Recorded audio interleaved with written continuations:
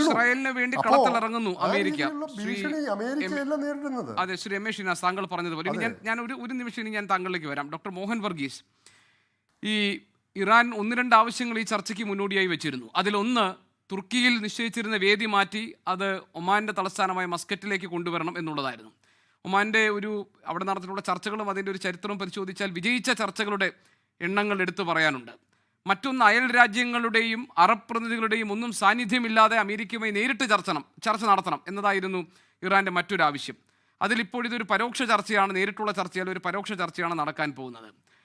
Doctor Mohan Varghese, യഥാർത്ഥത്തിൽ സമാധാനത്തിന് എന്തെങ്കിലും ഒരു സാധ്യത അവശേഷിക്കുന്നുണ്ടെങ്കിൽ ആ സാധ്യത കണ്ടെത്താനും അതിലേക്ക് എത്തിച്ചേരാനുമുള്ള സോദ്ദേശം ഈ ചർച്ചയ്ക്ക് പിന്നിൽ അമേരിക്കയ്ക്കുണ്ടോ? അതല്ല, യുദ്ധത്തിനൊരു കാരണം കണ്ടെത്താൻ വേണ്ടിയുള്ള ഒരു ചർച്ചയാണോ ഈ മസ്കറ്റിൽ നടക്കുന്നത്? Shri Gopikrishnan, give peace a chance, അതായത് സമാധാനത്തിനൊരു അവസരം കൊടുക്കൂ എന്ന ലോകത്തിൻ്റെ ഒരു മുറവിളിയുണ്ട്. ലോകത്തിൻ്റെ മുറവിളി ഇൻ ജനറൽ, അതുപോലെ GCC രാജ്യങ്ങൾക്ക് വലിയ സമ്മർദ്ദമാണ് അമേരിക്കയുടെ മേൽ ചെലുത്താനാവുക പല കാരണങ്ങൾ കൊണ്ട്. അതുകൊണ്ട് ഒരു ചർച്ചയുടെ അന്തരീക്ഷം, ചർച്ചയുടെ പ്രതീതി ജനറേറ്റ് ചെയ്യുക എന്നത് അമേരിക്കയെ സംബന്ധിച്ചിടത്തോളം ആവശ്യമാണ്. അതിതാ സംഭവിച്ചിരിക്കുന്നു. ഇറാൻ്റെ പ്രിഫറൻസ്, നേരത്തെ ശ്രീ ഗോപികൃഷ്ണൻ സൂചിപ്പിച്ചതുപോലെ 2 പ്രിഫറൻസസ് ആണ് ഇറാൻ പറഞ്ഞത്. ഒന്ന്, ഈ സമാധാന സംഭാഷണത്തിൻ്റെ വേദി തുർക്കിയിലെ ഇസ്താംബൂളിൽ നിന്നും മാറ്റി ഒമാനിലെ മസ്കറ്റിലേക്ക് മാറ്റുക. അത് കുറച്ചുകൂടെ അഡ്വാൻറ്റേജസ് ആയിട്ട് തോന്നി. 2 കാരണങ്ങളാണ്. ഒന്ന്, ഈ തുർക്കിയുടെ ഇൻറ്റൻഷൻസിനെ കുറിച്ച് അത്ര വലിയ മതിപ്പുണ്ടാവില്ല ഇറാന്. പ്രത്യേകിച്ച് തയ്യിബ് എർദോഗാൻ 2 വള്ളത്തിലും കാല് ചവിട്ടുന്ന ഒരു പ്രത്യേക പ്രകൃതമുള്ള ആളായി പൊതുവെ കരുതുന്നു. അതുകൊണ്ട് തുർക്കിയുടെ ആത്യന്തികമായ മോട്ടീവ്സിനെ കുറിച്ച് ഒരു സംശയമുണ്ട്. അത് മാത്രമല്ല, മറ്റ് അറബി രാജ്യങ്ങൾക്കുൾപ്പെടെ, സൗദി അറേബ്യ ഉൾപ്പെടെയുള്ള രാജ്യങ്ങൾക്ക് തുർക്കിയുമായി ചിലപ്പോഴെല്ലാം വൈജാത്യങ്ങൾ ഉണ്ടായിട്ടുണ്ട്. അതൊക്കെ ഒന്ന് അയൺ ഔട്ട് ചെയ്യുന്നതിൻ്റെ ഭാഗമായിട്ടാണ് എർദോഗാൻ കഴിഞ്ഞ ആഴ്ച ഈ സൗദി അറേബ്യ സന്ദർശിച്ചതും ക്രൗൺ പ്രിൻസിനെ മുഹമ്മദ് ബിൻ സൽമാനെ സന്ദർശിച്ചതുമൊക്കെ അതിൻ്റെ ഭാഗമായിട്ടാണ്. പക്ഷേ ആത്യന്തികമായി അമേരിക്ക ആ ഒരു ആഗ്രഹത്തിന് വഴങ്ങുന്നു. ഓക്കെ, ചർച്ച ഒരുപക്ഷെ തുർക്കിയിൽ നിന്ന് മാറ്റാം, അങ്ങനെ ഉണ്ടാകട്ടെ. ഈ മുൻപ് വളരെ പരിചിതമായ മേഖല തന്നെയാണ് പേർഷ്യൻ ഗൾഫ് മേഖലയുടെ തൊട്ടടുത്ത് കിടക്കുന്ന രാജ്യമായ ഒമാൻ എന്ന രാജ്യത്തിന്. അത് മാത്രമല്ല, രണ്ടാമത്തെ ഒരു പ്രത്യേകതയുണ്ട്. ഒരു തന്ത്രപ്രധാനമായ മേഖല കൂടിയാണ് ഒമാൻ. ഒമാൻ കടലെടുക്കാണ് യഥാർത്ഥത്തിൽ അറബിക്കടലിൽ നിന്നും ഒമാൻ കടലെടുക്ക് വഴിയാണ് ഈ പേർഷ്യൻ ഗൾഫിലേക്ക് കയറുന്നത്. അത് സ്ട്രൈറ്റ് ഓഫ് ഹോർമൂസ് വഴിയാണ്, ഈ കുപ്പിക്കഴുത്ത് വഴിയാണ് കയറുന്നത്. അതിലേക്ക് തള്ളി നിൽക്കുന്ന ഒമാൻ്റെ ഭാഗമുണ്ട്, UAEയുടെ ഭാഗമുണ്ട്, ഇതെല്ലാം ഉണ്ട്. അപ്പോൾ കുറച്ചുകൂടെ തന്ത്രപ്രധാനമായ കാര്യവും, അതുകൊണ്ട് ഇറാനുമായി പ്രോക്സിമിറ്റി പുലർത്തുന്ന രാജ്യം എന്ന നിലയിലും യഥാർത്ഥത്തിൽ ഒമാന് ഒരു ബെറ്റർ ചാൻസ് ഉണ്ട് എന്ന് കരുതുന്നു. ഇനി നോക്കൂ, അജണ്ടയിലേക്ക് വരുമ്പോഴാണ് വലിയ തമാശ. അതായത് എന്താണ് അജണ്ട എന്ന് ഒരു ടോക്ക് തുടങ്ങി ഒരു 12 മണിക്കൂറിന് ശേഷവും ഇപ്പോഴും കൃത്യമായി അജണ്ട എന്താണെന്ന് വ്യക്തമായിട്ടില്ല. ഇപ്പോൾ അജണ്ട പൊതുവെ പറയപ്പെടുന്നത് ആണവ ചർച്ച എന്നാണല്ലോ പറയുന്നത്. ഇതൊരു വലിയ പുകമറയാണ്. കാരണം ആണവ സമ്പുഷ്ടീകരണമോ ആണവായുധ നിർമ്മാണമോ ഒന്നും തന്നെ അല്ല യഥാർത്ഥ കാര്യം. യഥാർത്ഥ 1 point agenda is regime change, അതായത് ഇറാൻ്റെ ഭരണകൂടം മാറുക. എന്ത് വിധേനയും ഇറാൻ്റെ ഭരണകൂടത്തെ മാറ്റുക. 2 താല്പര്യങ്ങളുണ്ട് അമേരിക്കയെ. ഒന്ന്, ഒരു സിവിലൈസേഷൻ താല്പര്യമാണ്. അമേരിക്കയുടെ താല്പര്യങ്ങൾ ആ മേഖലയിൽ ഹോൾഡ് ചെയ്യാത്ത ഏകരാജ്യം ഇറാനാണ്. മറ്റെല്ലാ രാജ്യങ്ങളെയും ഭീഷണിപ്പെടുത്തിയും സംപ്രീതിപ്പെടുത്തിയും എല്ലാം തന്നെ കൂടെ നിർത്തുന്നു. ഇസ്രായേൽ സ്വാഭാവികമായ അലയാണ്. സൗദി അറേബ്യയും UAE ഉൾപ്പെടെയുള്ള രാജ്യങ്ങൾ അമേരിക്കയുമായി എക്കാലത്തും ചേർന്ന് നിൽക്കാൻ വിധിക്കപ്പെടുന്നു. അവരുടെ ഓയിൽ ഇൻട്രസ്റ്റാണ്, അവരുടെ എനർജി ഇൻട്രസ്റ്റാണ്, അവരുടെ സെക്യൂരിറ്റി പാരഡൈംസ് അങ്ങനെയാണ്. അമേരിക്കൻ ആയുധങ്ങളില്ലാതെ, അമേരിക്കൻ സംരക്ഷണമില്ലാതെ അവർക്ക് നിൽക്കാനാവില്ല എന്നൊരു ചിന്തയാണ്. ഇവിടെ നിന്ന് മാറി ചിന്തിക്കുന്ന ഏകരാജ്യം ആ മേഖലയിൽ ഒരു ഇസ്ലാമിക രാജ്യം ഇറാനാണ്. അപ്പോൾ ഇറാനെ ആ കാരണത്താൽ, അത് മാത്രമല്ല അമേരിക്കയുടെ ഒരു ലാർജർ സിവിലൈസേഷണൽ ഒരു വാർഫെയറിൽ ഇറാൻ ഒരു മറ്റൊരു സിവിലൈസേഷൻ്റെ മുഖമായി വരുന്നു.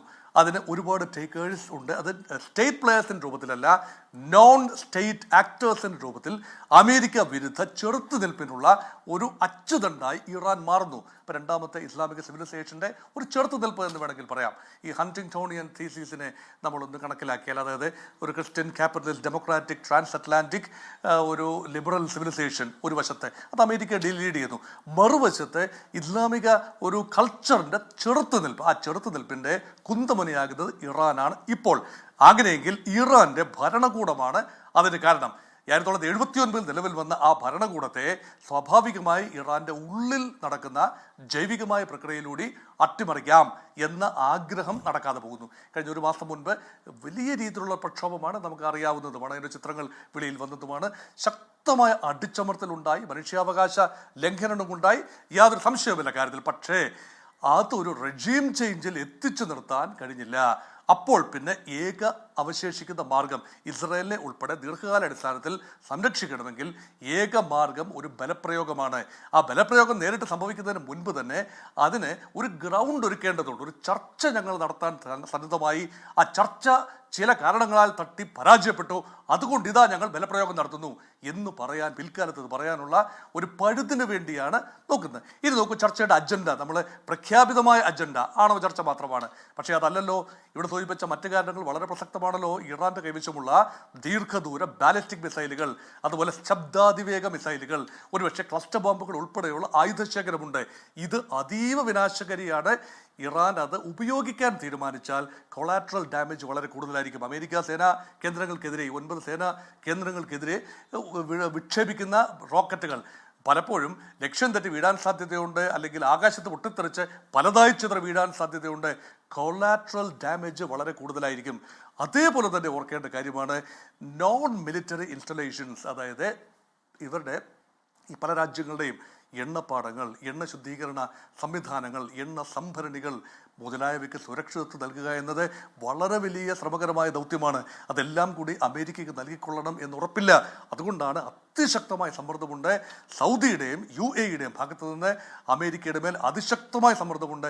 ഒരുപക്ഷെ ചരിത്രത്തിൽ ആദ്യമായിട്ടായിരിക്കും പറയുന്നത് തങ്ങളുടെ മണ്ണ് ഇറാനെതിരെയുള്ള ബലപ്രയോഗത്തിന് വേണ്ടി തങ്ങളുടെ മണ്ണ് ഉപയോഗിക്കരുത് എന്ന് കർശനമായി ഈ രണ്ട് രാജ്യങ്ങളും പറഞ്ഞു വെച്ചു എന്നത് നിസ്സാരമായി കാണാനാവില്ല.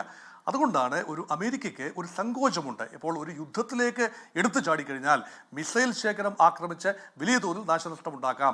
ആണവ നിലയങ്ങൾ കഴിഞ്ഞ 6 മാസം മുമ്പ് B2 ബോംബേഴ്സ് ഉപയോഗിച്ച് നശിപ്പിച്ചതിനേക്കാൾ കൂടുതൽ ശക്തിയുള്ള ബങ്കർ ബസ്റ്റർ ബോംബുകൾ ഉപയോഗിച്ചുകൊണ്ട് ആ ആണവ നിലയങ്ങൾ ഒരു കാലത്തും ഇറാനിന് സമ്പുഷ്ടീകരണ പ്രക്രിയയിലേക്ക് നീങ്ങില്ല എന്ന് ഉറപ്പുവരുത്താവുന്ന രീതിയിലുള്ള ഫയർ പവർ ഒരുപക്ഷെ അമേരിക്കയ്ക്കുണ്ട്. അതുകൊണ്ട് കുറച്ചുകൂടെ വ്യാപകമായ അർത്ഥത്തിൽ നാശനഷ്ടങ്ങൾ ഇൻഫ്ലിക്റ്റ് ചെയ്യാൻ കഴിയും.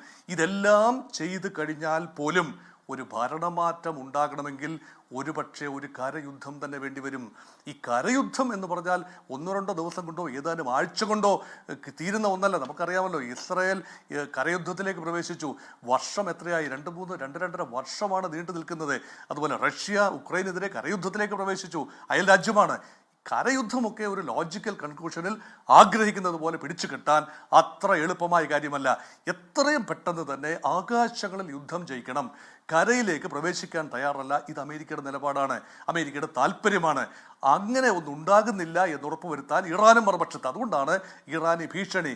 ഇറാൻ പറയുന്നത് ഞങ്ങൾ പ്രത്യാക്രമണം നടത്തും. അത് മാത്രമല്ല, കരയിലേക്ക് പ്രവേശിക്കൂ എന്ന ഒരു വെല്ലുവിളി ഇറാൻ പറയുന്നില്ല എങ്കിൽ പോലും കരയിലേക്ക് പ്രവേശിക്കാതെ IRGCയുടെ കൺട്രോളിലുള്ള ഒരു സംവിധാനം, അതായത് ഇറാനിയൻ റിപ്പബ്ലിക്കൻ ഗാർഡ്സ് അല്ലേ യഥാർത്ഥത്തിൽ ഖൊമൈനിയുടെ സുരക്ഷ നിർവഹിക്കുന്നത്. ഇറാന്റെ ഭരണകൂടത്തിൻ്റെ മുഴുവൻ ഘടനയെ തന്നെ നിലനിർത്തി പോകുന്നത് അവരാണ്. അവരുടെ ഡീപ്ലി എൻട്രൻച്ച്ഡ് ആണ് അവരുടെ സംവിധാനങ്ങൾ. ഈ ജനങ്ങൾക്കിടയിൽ അവർ പ്ലാന്റ് ചെയ്യുന്ന മോൾസ് ഉണ്ട്, അത് വളരെ ശക്തമാണ്. അതിന് ബദലായിട്ട് ഇസ്രായേലും വലിയ രീതിയിൽ ചാര സംവിധാനങ്ങൾ ഇറാനുള്ളിൽ പ്രവർത്തിച്ചതുകൊണ്ട് മാത്രമാണ് ഇസ്രായേലിന് അന്നൊരു മേൽക്കൈ ലഭിച്ചത്. യുദ്ധത്തിൻ്റെ ആദ്യഘട്ടങ്ങളിൽ ഏതാനും ഇറാനിയൻ ജനറൽമാരെ വധിക്കാൻ സാധിച്ചതും അവരുടെ ആണവ ശാസ്ത്രജ്ഞന്മാരെ കൊല ചെയ്യാൻ സാധിച്ചതും അതുകൊണ്ടാണ്.